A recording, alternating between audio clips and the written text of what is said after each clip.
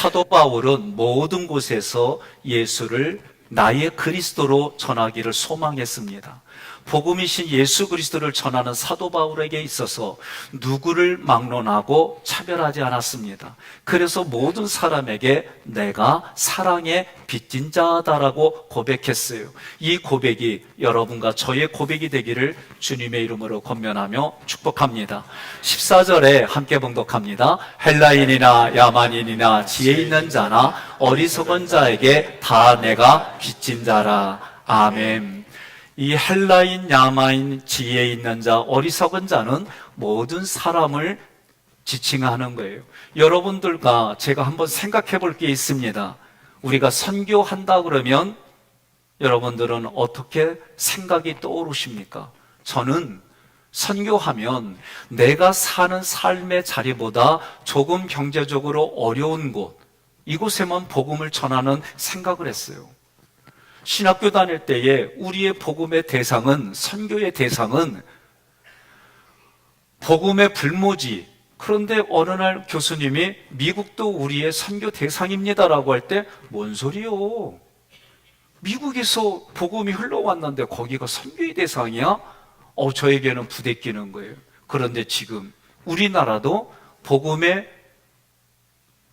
선교 대상지가 된 거 아세요? 우리 후손들이 예수 믿는 게 줄어들어요. 인구도 줄어들지만 우리 부모님들이 자기들에게 믿음의 삶은 이런 거야, 믿음은 이런 거야, 신앙생활은 이런 거야, 이런 이야기들이 줄어들고 있다는 거죠. 제가 한번 이런 질문을 내 자신에게 물어봤어요. 너 말이요, 대통령과 함께하는 조찬기도에 설교하라고 한다면 너 무슨 내용으로 전할래? 제가 몇 년 전, 좀 더 젊은 때로 뒤돌아가면 좀 더 유식하고 뭔가 또 좀 거기에 모이는 사람들에게 공동으로 얘기를 할 수 있는 이런 쪽의 얘기를 좀 했을 것 같아요. 철학적으로, 그리고 경제와 국방력과 뭐 이런 관련이 돼서 우리들의 초점이 되는 얘기를 했을 것 같아요. 근데 저는 내 자신이 이 질문하고 눈을 감고 고민하는 순간 제 이 마음에서는 나요? 예수를 그리스도로 고백하는 설교할 거예요. 그냥 이게 바로 나오더라고. 내가 봐도 참 많이 변했어. 내가 그전에는 뭔가 서로 유식하고 공감을 이루고 세상에서 나 학식이 있어 이런 쪽으로 접근했을 것 같은데 지금은 전혀 모르는 자리다. 예수를 그리스도로 고백하는 것 위에는 아무 관심이 없어요. 사랑하는 성도 여러분, 헬라인, 야만인, 지혜 있는 자, 어리석은 자가 예수를 그리스도로 알지 못한다면 그들의 영혼은 죄와 허물로 죽은 영혼입니다. 그 죽은 영혼에 그 영혼을 살리는 예수 그리스도의 이야기만 필요할 뿐입니다. 그 예수 그리스도를 여러분과 저는 고백하는 거예요. 예수가 나의 그리스도입니다. 예수가 나의 메시아입니다. 예수가 나의 주인님이십니다. 그래서 세례를 받고 우리는 그분으로 말미암아, 예수 그리스도로 말미암아 함께 상속자가 됐습니다. 함께 지체가 됐습니다. 함께 약속에 참여하는 자가 되었습니다. 이제부터는 측량할 수 없는 그리스도의 풍성함을 내가 아닌 누군가에게, 또 다른 누군가에게 눈으로 전하며 입으로 전하며 손으로 전하며 발로 전하며 우리의 언어 몸짓으로 전하는 삶을 살겠습니다. 이게 여러분과 저의 삶의 목적이요. 이거를 구약의 용어로 한다면 하나님의 영광을 위하여. 구약에서도 출애굽기 30장 15절에 영혼 구원은 동일하게 속전의 값으로 얘기를 했어요. 있습니다. 너희의 생명을 계속하기 위하여 여호와께 드릴 때에 부자라고 반세겔에서 더 내지 말고 가난한 자라고 덜 내지 말지며. 아멘. 모든 영혼을 구원하는 속전의 값은 같다는 거예요. 그게 예수 그리스도의 값으로 우리가 구원받은 거예요. 그래서 사도 바울은 모든 영혼을 위해 내가 빚진 자다라고 말씀하셨어요. 한 번 더 생각해 보겠습니다. 저도 학기교회 대표가 되면서 이런 한 장을 쓰지 않았는데 수십억을 내가 빚졌어요. 그리고 내가 내 자신에게 물어봤어요. 교회 제가 몇 교회를 담임을 하면서 그 빚진 자로 살아간다는 게 여러분은 모르세요. 그걸 갚으려고 고민하고 그러면서도 어떻게 해야 될까? 내가 여러분에게 질문합니다. 내가 빚을 갚으러 왔어요? 목회하러 왔어요? 감사합니다. 빚 갚으러 왔다 그러면 나 내려가려고 그랬어요. 예? 그랬더니 다들 목회하러 왔대. 근데도 나는 이 빚진 자의 생각이 떠나질 않아요. 내 개인의 가계의 빚, 가문의 빚, 교회의 빚. 그래서 제가 이걸 탈출하는 방법은 지긋빚에다가 내가 강하게 하는 거예요. 빚! 점을 딱 박는 거예요. 그러면 생각이 달라지는 거예요. 수십억의 지긋빚을 가지고 있으면 무거워요. 그런데 지긋에다가 믿음으로 잉크를 하나 점을 딱 찍으니까 내가 빚난 존재라. 네? 빚진 존재로 살아가니까 힘든데 빚나는 존재로 살아가니까 생각이 달라지는 거예요. 그러면 이런 생각을 다르게 내가 결단하는 것, 내 몫이요, 내 몫이요? 내 몫이에요. 성경은 항상 우리에게 생사하보 너희 앞에 놓을 테니까 생을 택하고 복을 택하는 건 누구 몫? 저주와 화를 택하는 몫 누구 몫? 그때는 네 몫이라고 그러세요. 예? 예. 우리는 살기 위해서 사는 거예요. 예? 그러니까 산다는 거는 예수 그리스도를 믿는 삶으로 살기 위해서 살아가는 존재인 줄 믿습니다. 그렇기 때문에 모든 영혼을 위한 속전의 값은 같다. 그래서 사도 바울도 모든 영혼을 위해 내가 빚진 자라고 하면서, 그런데 이 빚진 자라고 할 때에 누구에게 빚을 졌느냐, 중요한 얘기입니다. 예? 오늘날 보면 참 그 빚보증 잘못 썼다가 자기까지 망가진 거 참 많아요. 또 어떤 부분을 보면 다른 사람한테 돈을 껐으면 갚아야지 배째라고 살고 있어. 그건 잘못된 거예요.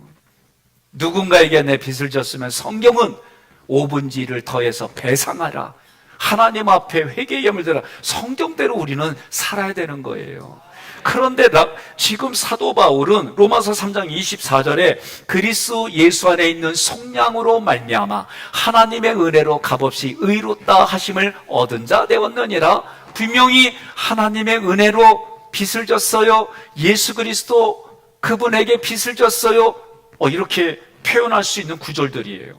에베소서 1장 6절에도 이것은 우리가 그분이 사랑하시는 아들 안에서 우리에게 거저 주신 은혜와 영광을 찬양하게 하려는 것이라. 우리에게 거저 줬으니까 빚을 졌어요. 하나님께 빚을 졌어요. 예수 그리스도에게 빚을 졌어요. 이래야 되는데 이런 말은 하나도 없고 빚을 갚아야 할 대상이 헬라인, 야만인, 지혜 있는 자, 어리석은 자다. 그래서 로마서 8장 12절에는 우리가 빚진 사람들이다 라고 얘기를 했어요. 그런데 육신의 빚을 지고 육신을 따라 살아서는 안 된다. 무슨 말일까?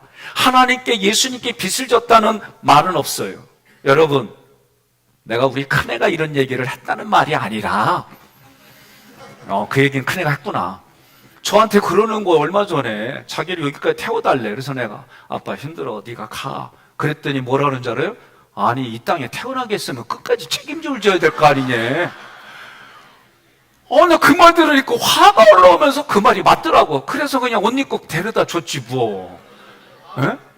감사해요. 짜증은 나는데 그 말이 맞더라고. 아니, 이 땅에 자기가 태어나고 싶어서 태어났냐는겨. 두 분이 좋아갖고 태어나게 했으면 끝까지 책임지라는데, 근데 말은 맞는데 여기는 좀 불편하대. 안 그래요? 그라제. 제가 이제 그리유를 좀 바꿨시오. 근데 전라도 분들에게 물어봤어요. 그리유 안 그리유 물어봤더니 긴겨 아닌겨 그런데야. 그리고 맞다 그러면 그라제 그런데야. 제가 이렇게 쓰는 얘기는 우리 교회 처음 왔을 때 어느 분이 저한테 해준 얘기예요. 우리 교회는 전라도가 반, 충청도가 반, 이 정도로 많디야. 그랬더니 제 얘기를 듣더니 너는 좋겠다. 니네 나라만 쓰는 목사님 와서. 그러니까 여러분 따라하세요. 우리나라는 파란 당, 빨간 당이 아니고 보혈당이다. 예배당이다. 이거 계속 우리는 밀고 나가야 돼요. 예? 제가 요새 불편한 얘기들을 자꾸 듣다 보니까 내 생각 얘기할게. 극우 극자는 내가 좋아하지 않아요. 둘 다 똑같아, 역사를 보면. 그러나 좌파가 우파가 있다 할지라도 우리의 생각은 어느 자리에 있던 예수 보혈의 피가 남아서 경제인이 됐든 정치인이 됐든 체육인이 됐든 우리는 보혈 땅으로, 예배당으로 표현하고 살아가고 나타내기를 주님의 이름으로 권면하며 축복합니다. 하나님께 빚을 졌다는 말이 없어요. 무슨 얘기냐? 우리는 하나님의 은혜에 감사해서 눈물을 많이 흘려도 그것을 빚진 거라고 얘기 아니하고 은혜를 갚을 길이 없다라고 얘기를 해요. 부모와 자녀의 관계도 은혜로 얘기를 하지 빚으로 얘기하는 사람들 없어요. 빚은 내가 그걸 다 갚으면 끝나는 거예요. 청산이 되는 거예요. 부모와 자녀가 그렇게 살아가요? 자녀들이 내가 빚졌습니다. 그래, 너 태어날 때 얼마 들어갔고, 너 지금까지 입으면서 옷이 얼마 들어갔고, 다 갚아. 그러는 부모 없어요. 때로는 웃으면서 말하는 건 그 정도로 은혜가 깊다는 거지. 예? 빚졌다고 말하면 생각해 보세요. 생각도 하지 마요, 이거는. 부모와 자녀 관계는 빚의 관계가 아니라 점을 찍어서 빚된 자녀로 사는 거예요. 저는 그렇게 살아가기를 소망합니다. 그러니까 하나님과 나의 관계는 은혜의 관계. 하나님의 은혜를 베풀어 주시면 나는 진리로 대답하고, 하나님이 우리에게 사랑을 베풀어 주시면 나는 공의로 대답하고, 이런 관계이지. 그렇다면 이 빚진 자 오페일레테스는 금전적 채무만 말하는 것이 아니라 도덕의 의무를 완수하는 사명까지 말하는 거예요. 그러니까 우리의 신앙은 뭐다? 하나님과 나의 관계는 은혜와 진리의 관계다. 하나님과 나의 관계는 사랑과 공의의 관계다. 이런 얘기예요. 여러분과 저는 사도 바울처럼 모두에게 빚진 자다라는 마음을 가지고 살아가자는 거예요. 고린도전서 9장 16절 함께 봉독합니다. 내가 복음을 전할지라도 자랑할 것이 없음은 내가 부득불 할 일임이라. 만일 복음을 전하지 아니하면 내게 화가 있을 것이로다. 아멘. 빚을 졌다는 얘기는 또 다른 말로 말하면 내가 은혜 받고 살아간다는 얘기예요. 은혜가 충만하면 나오는 언어, 눈, 귀, 손, 발 모든 게 다, 여러분, 은혜는요, 또 다른 말로는 은혜를 베푸는 사람은 희생하고 헌신한다는 게 그 안에 있는 거예요. 이 희생과 헌신이 없이 은혜는 있을 수가 없어요. 둘째 태어나는데 불안하지 않아요? 조금? 괜찮아. 그래도 한 번 경험 있잖아. 제가 말이요, 처음 애를 낳아가지고 이 안고 있다가 처가를 갔는데 애를 달래. 그래서 저는 그냥 드렸어요. 그런데 내 마음은 이거 잘못했다. 힘이 손이 없어 떨어지면 어떡하지? 내가 딴 거 생각하다가 애를 떨어뜨리면 어떡하지? 그러니까 중과 동시에 내 눈이 안 떨어져. 정말 내 마음이. 근데 둘째 때는 배고프니까 가끔 쳐다봐. 셋째 때는 보지도 않고 좀 맡아주세요 하고 그냥 밥 먹어. 아니, 제 마음이 그렇더라고. 그래서 제가 우리나라의 역사적 사명의 부흥을 꿈꾸고 육체의 자녀를 낳을 때는 셋 낳자 그러는 거예요.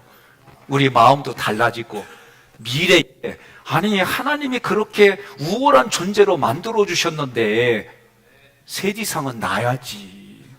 응? 나는 친정아버지가 아멘하는 건 500년 만에 처음 들어. 응? 제가요 우리 장인어른한테 그때 밥 먹으면서 뭐라고 그러냐면 라디오 방송에 진짜로 4가지 수술로 난 얘기가 들은 거예요. 나온 거예요.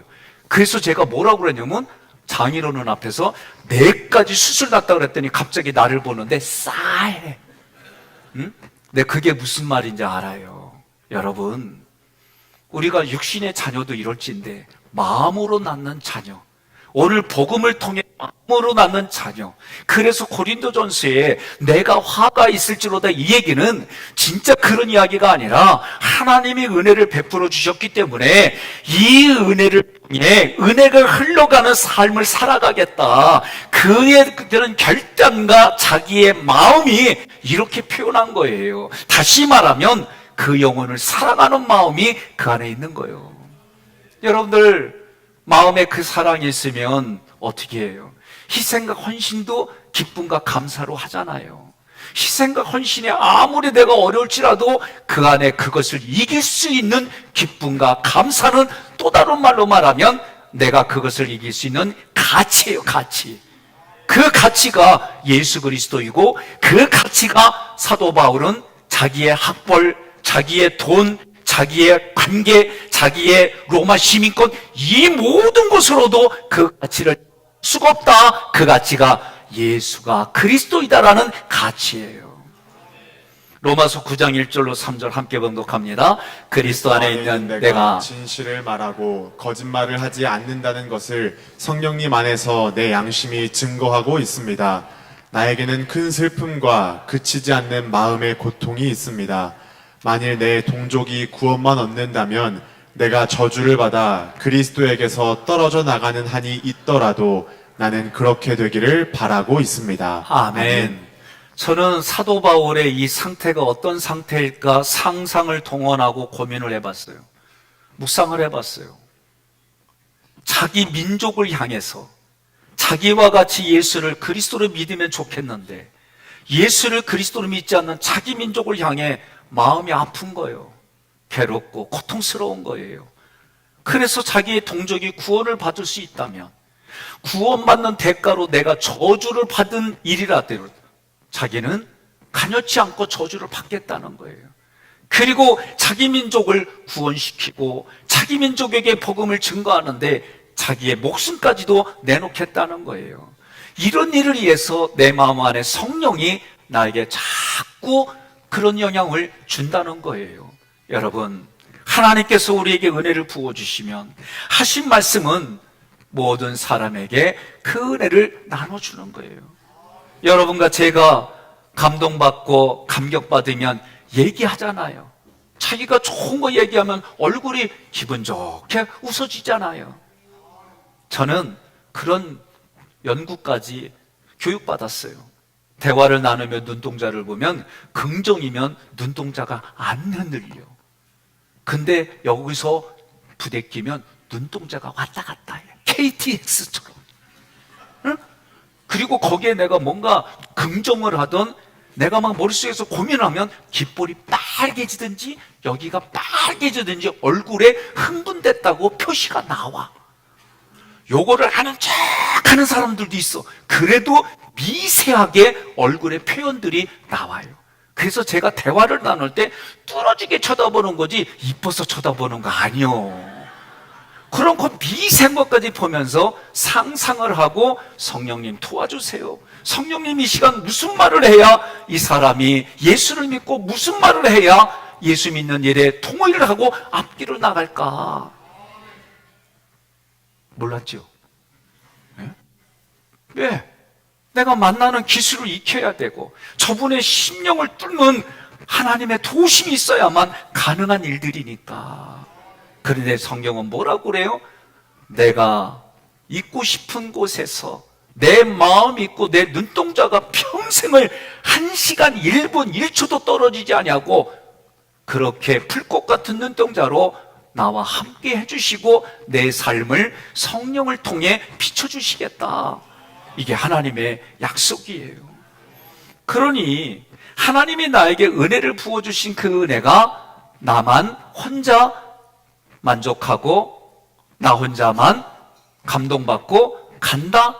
그러면 온전함이 되질 않아요. 여러분들이 예배드리러 왔어요. 때로는 선포되어지는 말씀이 부대껴요. 그러면 회개하세요. 교훈과 책망이 있을 때 회개하면 되는 거예요. 내가 바르게 하지 못한 게 보여져요? 바르게 가면 되는 거예요. 의로 교육한 게 틀려와요. 예수 그리스도가 나에게 모든 것이구나 받아들이면 되는 거예요. 그러면 하나님은 또다시 6월절의 언약처럼 나하고 언약을 맺어서 하나님의 그 의지로 나를 인도해 주시는 거예요. 어떻게 보면 우리 하나님은 강압, 완벽주의 막 이런 게 완벽하신 분이야. 그러니까 여러분 내 생각 가지고 내 감정 가지고 예수님을 재단하지 말고 기록된 말씀, 선포되는 말씀, 나에게 주시는 감동과 감격으로 아멘하고 가시기를 바랍니다. 마태복음 25장 16절로 18절 함께 봉독합니다. 5달란트 받은 자는 바로 가서 그것으로 장사하여 또 5달란트를 남기고 2달란트 받은 자도 그같이 하여 또 2달란트를 남겼으되 1달란트 받은 자는 가서 땅을 파고 그 주인의 돈을 감추어 두었더니. 아멘. 제가 이 말씀을 오래전에 묵상하면서 이게 무슨 뜻일까? 단어의 뜻은 이런데, 그런데 제가 이런 생각이 들었어요. 여러분, 5달란트 받은 사람이 종에서 5달란트를 남겼다고 그랬어요. 그러면 저는 이게 어떻게 제가 생각을 정리했냐면 5 나누기 5는 산수예요. 5 나누기 5는 1이에요. 2달란트 받은 사람도 그 즉시 나가서 장사해서 2달란트를 남겼어요. 2 나누기 2는 1이에요. 1달란트 받은 사람도 그러면 돼요. 그러면 1 나누기 1은 1이에요. 그렇다면 이 1이 무엇일까? 저는 순종으로 받아들였어요. 결국 이 사람들이 이 순종하여 5달란트 받아서 5달란트 남겼고 2달란트 받아서 2달란트 남기고 1달란트 받아서 1달란트 남기면 되는데 그걸 안 했다? 그러면 또 한 번 생각해 보는 거예요. 유대인들에게는 숫자, 자음, 그리고 이 단어, 그리고 구절 다 의미가 있어요. 그러면 5라고 하는 숫자는 은혜, 기적이라는 뜻이 있어요. 십자가의 기적과 같은 은혜를 내게 주셨기 때문에 십자가의 은혜와 기적을 나는 장사해서 또 그만큼 남긴다는 거예요. 2달란트의 2는 증인과 연합이라는 뜻이 있어요. 그러니 십자가로 하나님의 자녀된 것을 증인이 되어지고 우리 공동체가 그것을 위해서 남기는 거예요. 1이라고 하는 숫자는 최고와 시작이라는 뜻이 있어요. 예수님의 십자가는 나에게 하나님 안에서 새로운 삶을 시작하는 최고의 은혜입니다 라고 보여주고 그렇게 남겨주면 되는 거예요. 그런데 이것을 하지 않았다? 달란트. 이 달란트는 동사 틀라오에서 유래했어요. 참다, 겪다, 견디다.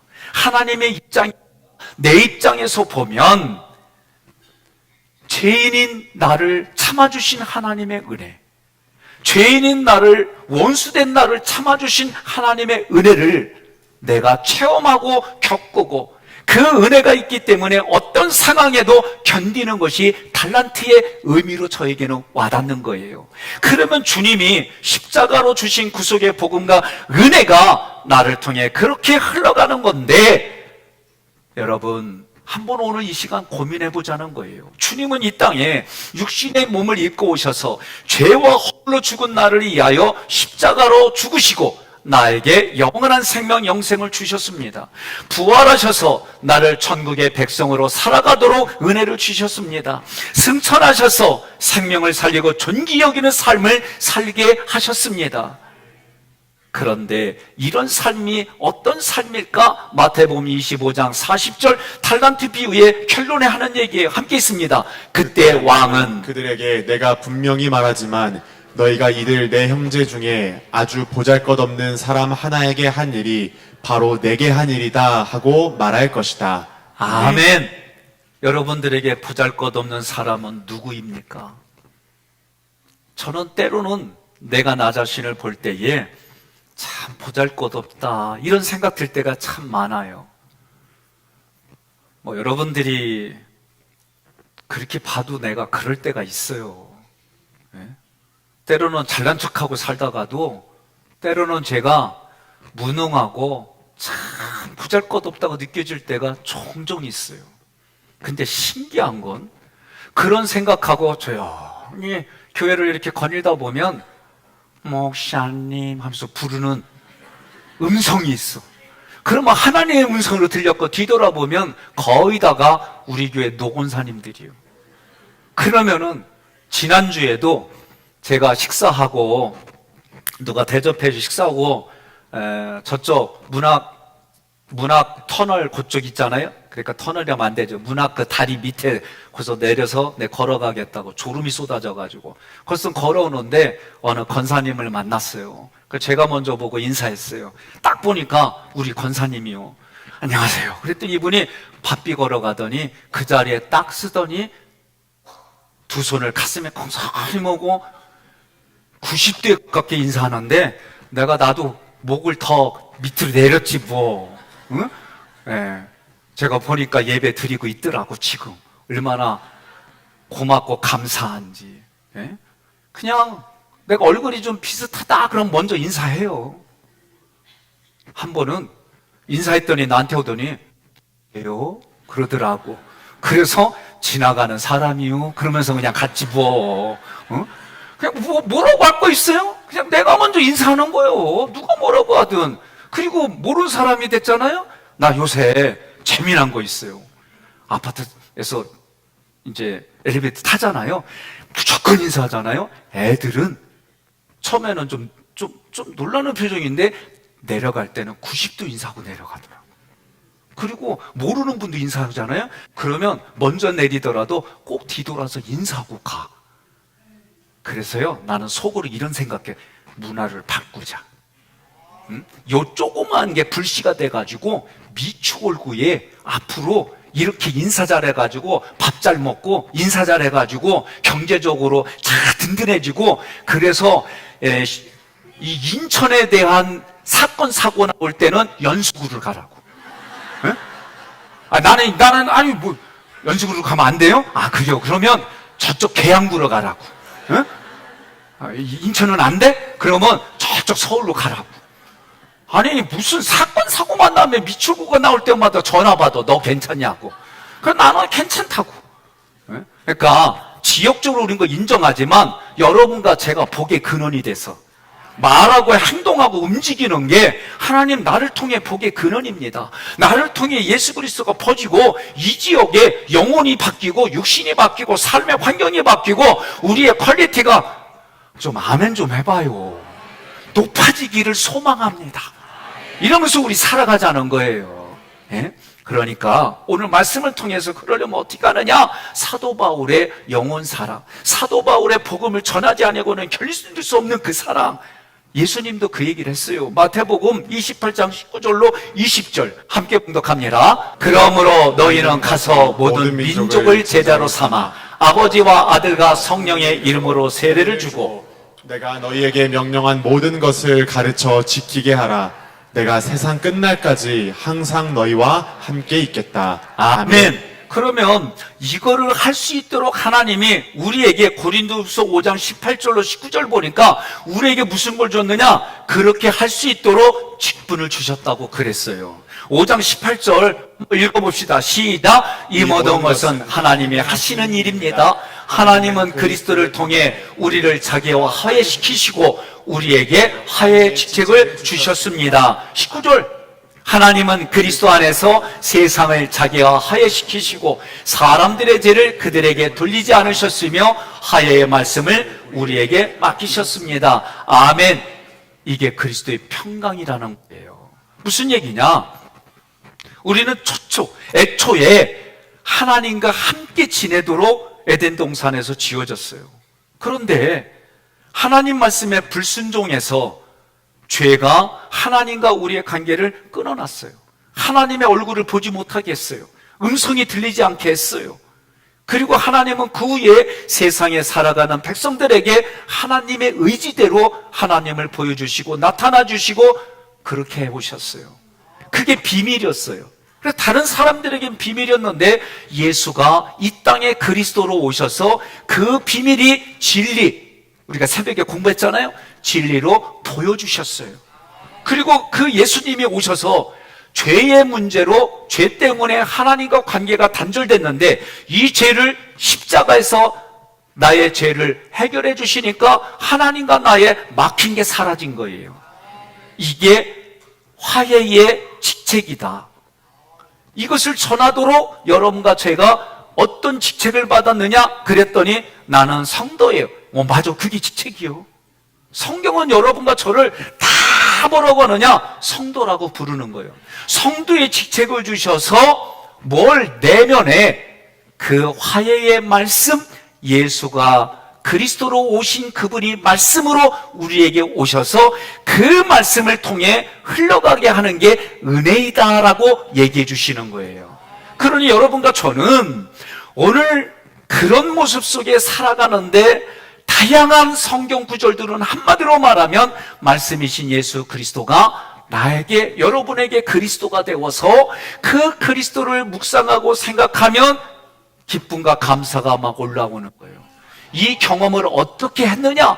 부모님의 은혜를 생각하면 여기에 기쁨과 감사가 있고, 내가 잘 섬기지 못한 것에 대한 자신의 책망이 있고, 그런 경험들, 그리고 결혼하기 전에 연애하면서 생각만 하면은 그냥 막 기쁘고 즐겁고, 밥을 먹어도 눈에 보이고, 공부를 해도 눈에 보이고, 다른 때는 글씨하고 보이고 막 책이었는데 책 펴지부터 아래를 봐도 그 사람이 보이고, 연애를 해봤어야지. 아이고 참, 이렇게 하게 돼 있어요. 이런 경험을 통해 하나님과 나의 관계를 깨닫고 결혼시켜서 자녀를 키워가면서 부모이신 하나님의 마음을 깨닫게 해주고, 이런 것들을 우리는 신앙생활의 체험이다라고 말하는 거예요.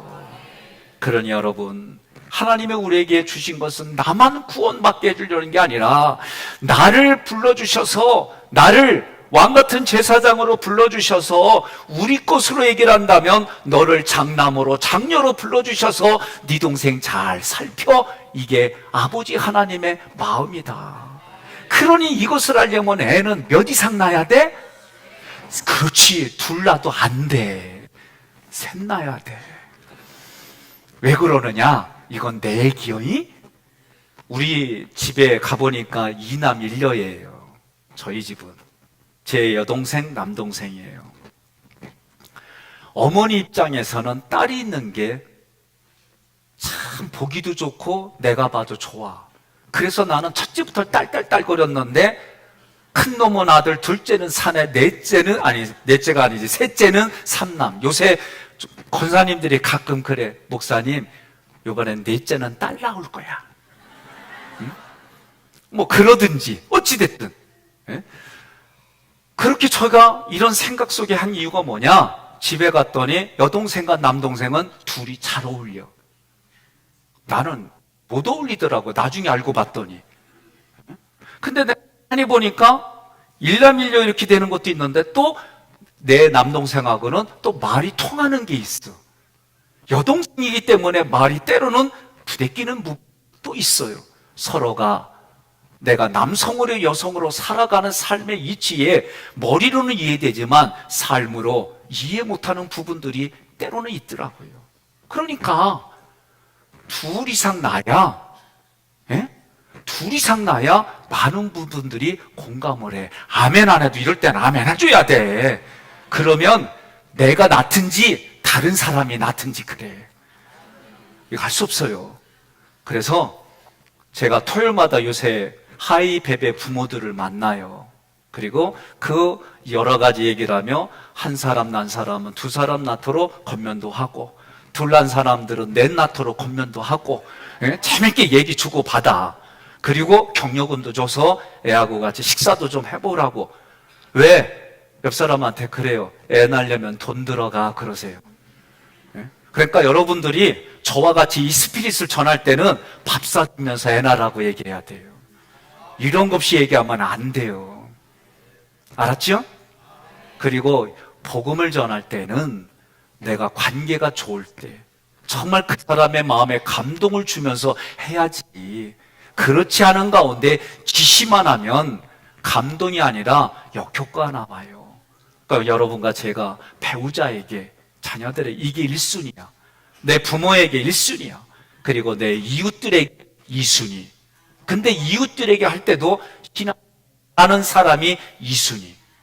그리고 전혀 예수를 모르는 사람들에게 3순위. 아멘 안 해도 나는 그렇게 살아요. 그러니까 여러분 그렇게 살아가기를 바랍니다. 네, 감사해요. 우리가 그러면서 신앙생활 하는 거예요. 그런데 마지막 여러분과 제가 가지고 있는 신앙이 뭐냐? 15절 함께 봉독합니다. 그러므로 나는 할 수 있는 대로 로마에 있는 너희에게도 복음 전하기를 원하노라. 아멘. 이 여기서 할 수 있는 대로 번역된 이 구절은요, 토카트 에메 프로디미, 무슨 얘기냐면 내가 할 수 있는 대로 준비된 만큼 하나님의 말씀을 전하겠다는 거예요. 그런 여러분과 저는요, 예수를 그리스도로 전하는 일들이 말씀을 가지고 못하더라도 삶으로 말하지 않고 잘 대해줄 때에 한마디만 하면 돼요. 네가 왜 나한테 이렇게 잘해줘? 그러면 한마디만 하면 돼요. 예수 잘 믿으라고 하는 거예요. 그러면 이걸로 해결되는 거예요. 체계적으로 전하는 건 그것에 특화된 목회자들과 준비된 사역자들에게 맡기면 되는 거예요. 우리는 어떻게 되는 거예요? 예수를 잘 믿을 수 있도록 감동과 감격을 주는 거예요. 이것을 위해서 하나님, 우리 성도들에게 물질의 축복을 주세요. 우리 성도들에게 건강의 복을 주세요. 이것을 위해서 하나님, 때로는 그리 아니하실지라도 하나님 감사해요. 이런 은혜를 표현할 수 있는 신앙의 깊은 데로 이끌어 주세요. 저는 그렇게 기도하는 거예요. 여러분, 사도 바울은 오늘 복음을 전할 때 이미 로마 교인들은 복음을 알았어요. 그러면 굳이 가서 왜 복음을 전하려고 했을까? 다른 게 아니에요. 로마 교회는 어려운 일들이 생겼어요. 신앙의 깊은 이치를 몰라요. 예수가 그리스도인 건 알지만 그 그리스도를 통해 우리의 신앙생활이 더 깊은 데로 나아가고 예수님과 함께 했던 그 제자들을 통해 깊은 신앙이 무엇인지 몰라요. 그러니 이단이 들어와도 예수를 그리스도로 믿는다고 포장을 하고 이단이 들어와도 그거를 분별해낼 힘이 없는 거예요. 사랑하는 성도 여러분, 그들에게 사도 바울은 깊은 데까지 들어갔다고 하잖아요. 3,000층까지란 표현이 할 정도로 깊은 데까지 신앙생활했어요. 다른 삶과는 다르게 내가 그것을 받아줄 수 있는 넉넉함이 이 안에 있어요. 제가 전도사 때 일입니다. 큰애 삼촌이 노년에 신학을 공부하고 지금은 백석교단이죠. 그쪽에서 목회를 하다가 이민을 가셨어요. 근데 그분의 막내딸이 저에게는 외사촌 누나죠. 무슨 얘기를 하다가 제가 옳고 그름으로 얘기를 딱 하는데 이분이 딱 한마디 해요. 헤어질 때, 백전도사님, 천도사님이 말한 그 내용이 나와 같은 일반 평신도들하고 삶의 수준이 같은데 한 번 더 고민해 보세요. 저는 이게 잊어지질 않아요. 정말 내가 따르고 사랑하고 정말 저 볼 때마다 이렇게 물질로도 도와주던 그 누나가 전도사 때 했던 말이에요. 그래도 전도사라면 달라야 되지 않니? 그 말이 저에게 가슴에 와닿는 거예요. 그래서 저는 여러분들에게 이런 말을 많이 했어요. 세상 사람들과 성도가 같아지면, 수준이 같아지면 회개해야 됩니다. 우리 성도들이 집사님과 같은 수준으로 산다면 집사님들은 회개해야 됩니다. 우리 집사님들의 삶의 수준과 신앙의 수준이 권사님들과 같다면 우리 권사님들 회개해야 됩니다. 권사님들이 장로님들과 삶의 신앙의 수준이 같다면 우리 장로님들 회개해야 됩니다. 우리 장로님들과 제가 신앙의 수준이 같다고 그런다면 제가 회개해야 됩니다. 뭔가 차별 있고 구별이 다른 의미로 그런 의미가 아니에요. 신앙의 깊이는 달라져야 되지 않겠습니까? 이 얘기를 하는 거예요. 저는 우리 유장로님이 늘 하는 말이, 장로는 혼자 있어도 장로해야 됩니다. 나는 그 말 갖다가 흉내냈어요. 목사는 혼자 있어도 목사여야 된다. 그래서 저도 한번 흉내낸 게 있어요. 잠잘 때도 넥타이 메고 자고 자. 그건 아닌 게벼. 부평감리에 돌아가신 홍창준 돌아가신 목사님, 그 원로 목사님은 진짜 주무실 때 양복 입고 주무신 분이에요. 저도 참 신앙의 깊은 데로 가려고 몸부림치며 흉내냈는데 어떤 건 아니더라고요. 원정수 권사님이 지금은 장로님이죠. 그분이 성경을 이렇게 배구졌다고 그러길래 신학교 때에 공부하기는 싫고 이렇게 뵀더니 이 안이 다 들어왔다고 그러길래 성서개설 시간 하루 전에 이렇게 배구졌더니 하나님의 은혜가 저에게 너무 넘쳐가지고 글씨는 글씨일 뿐이고 종이는 종일 뿐이고 아주 힘들었어요. 이거 배구졌더니 목에 디스크 걸리는 줄 알았어요. 제가 이런 저런 거 참 말도 안 되는 것도 흉내내고 그렇게 살다 보니 때로는 그렇게 흉내내고 노력하다 보니 오늘 여기까지 하나님의 은혜로 왔습니다. 저는 여러분과 제가 오늘 말씀을 통해 사도 바울만이 하는 게 아니라 사도 바울이 이런 생각을 가졌던 그 내면에는 하나님의 은혜를 부어주셨고 그 은혜가 내게 기쁨과 즐거움이 되고 감사가 되어져서 얻어맞는 자리, 목숨 내놓고 가는 자리일지라도 그 감사와 기쁨으로 은혜로 가져가서 그 자리까지 기쁨으로 담대하게 복음을 전했던 사도 바울의 모습을 보며 오늘도 여러분들이 가정을 살려내고 배우자를 살려내고 자녀들을 살려내고 옆에 분한테 그래요. 아멘 안 하면 안 끝나 그러세요. 다시 해야지. 배우자를 살려내고 자녀들을 살려내고 부모를 살려내고 교회 공동체를 살려내고 석회와 선교회를 살려내고 이웃을 살려냅시다. 오늘 이 말씀을 통해 말씀을 요약을 해봤습니다. PPT로. 다 내가 빚진 자라. 사도 바울은 복음을 모든 사람에게 전해야 된다는 빚진 자로, 은혜 받은 자로 사명감을 고백합니다. 14절에 복음의 빚진 자 사도 바울은 모든 사람에게 복음을 전할 책임을 느꼈어요. 그렇게 빚진 자의 의식을 가졌던 이유 두 가지 일 있습니다. 자신이 먼저 하나님의 은혜로 구원을 받았기 때문에 그 사랑을 전하는 것이 당연한 의무라고 생각했습니다. 죄 가운데 있는 영혼들을 구원하는 일을 자신의 사명으로 여겼기 때문입니다. 15절에 복음을 전할 준비가 된 사도 바울은 로마 교회 성도들에게 복음을 전하려고 자신은 준비되어 있다고 말했습니다. 그렇게 로마 교회 복음을 전하려고 한 이유 두 가지. 1. 사도적 가르침을 통해 신앙을 더욱 견고하게 하기 위해서 복음을 전했습니다. 2. 여러 신학적 문제와 도전들 가운데 바른 복음의 진리를 확립하기 위해서 복음을 전했습니다. 그러면 이러한 내용들을 내 가슴에 가지고 여러분과 제가 삶으로 나타나려고 함께 고백하겠습니다. 나는 복음의 빚진 자로서 모든 사람에게 예수 그리스도를 전하며 살아가겠습니다. 아멘.